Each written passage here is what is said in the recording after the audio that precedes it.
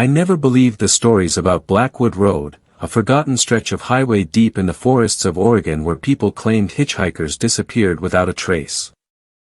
I laughed when my co-workers warned me not to drive it after midnight, but when my GPS rerouted me there during a thunderstorm, I had no choice.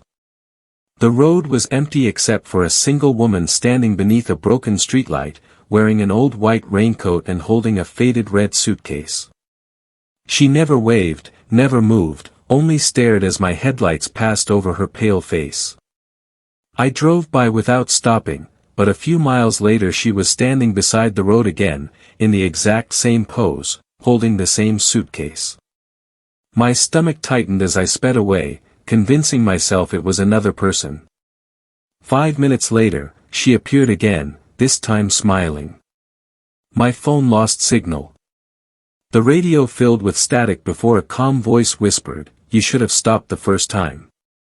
I slammed on the brakes, but the road ahead had vanished into endless darkness. In the rearview mirror, the woman was sitting silently in my back seat. I spun around, but the seat was empty. Then I heard the suitcase click open inside my trunk. Against every instinct, I stepped out into the rain and slowly lifted the trunk lid. Inside was not a suitcase but a wooden coffin, freshly polished, with my full name carved into the lid along with tomorrow's date. Terrified, I jumped back into the car and drove until sunrise, eventually reaching the nearest sheriff's office. They searched my vehicle and found nothing. The deputy laughed, saying locals had invented ghost stories to scare tourists. Relieved, I went home and tried to forget everything. The next morning, I woke to loud knocking at my front door.